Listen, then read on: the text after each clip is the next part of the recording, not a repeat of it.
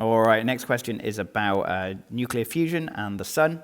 So let's get straight into it. Why it takes place in the sun's core? Well, in the sun's core, it's very high temperature and pressure.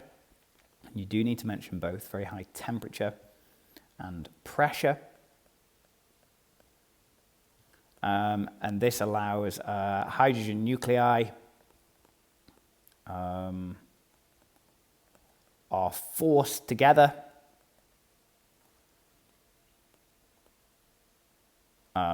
overcoming electrostatic repulsion.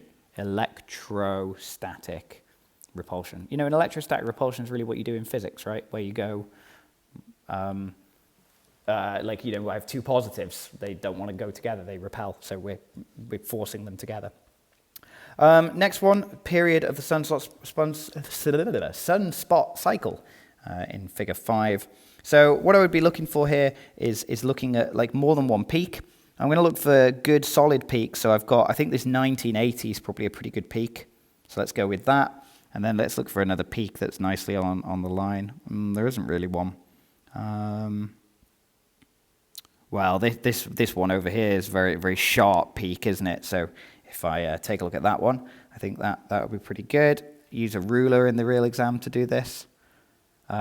So what's that coming out to? 18, 19, 20. So that's 1917. 1917. We know the other one we've got is 1980. And how many periods have we got in this? So we've got like 1 period, 2 periods, 3 periods, 4 periods, 5 periods, 6 periods. So what is this? 1980 minus 1917. That's 63 years. Divided by how many periods did I say? 3, 4, 5, 6.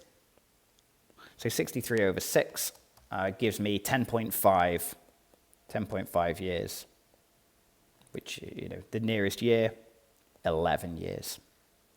We accepted anywhere, if I check the mark scheme, just to make sure, pretty sure we accepted, 10, 11, or 12. I don't know if there's a better way of doing that, but I don't think so. Something like that. Okay, determine the period of rotation using the sunspot labeled A. Right, so we can zoom in with the power of the computer. And is an iPad a computer? I think so. What do you think that is? It's about I'm going to go with about minus 60. I don't really think I can be more precise. Like I can arbitrarily say minus 59, but I'm really just guessing. Let's go with minus 60. And then where does it move to? Well, I would say that's bang on in the middle. Between 15 and 30. So I'd say that's about 22.5. Again, maybe it looks a little bit to the left, so let's just go with 22. Okay, so we're going from minus 60 to 22 in how many days? 6 days. In 6 days. So let's set this up as a ratio then. So we could say that, let's think about the easiest way. What's this number? Minus 60 is 82. So 82 degrees in 6 days is equal to, so we want the total period, so all the way around, 360 degrees in however many days. Let's call it T for the time period. So quick rearrange. You can set this ratio up to make T the subject more easily, but whatever. 360 times 6 over 82. 360 times 6 over 82, and that gives me 26 days. Okay.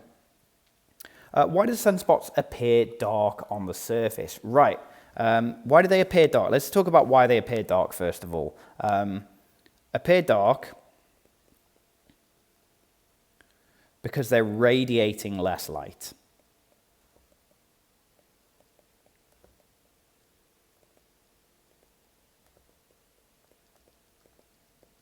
Than surroundings. So why is this? Why are they doing that? Why are they radiating less light? Well, this is because they are cooler. So you see how I'm using bullet points here? But I'm still using full sentences, right? They're cooler than the surroundings. Okay, so think about this. They're dark because they're radiating less light, and they're radiating less light because they're cooler than the surroundings. So why are they cooler? Well, these sunspots are in regions of strong magnetic fields,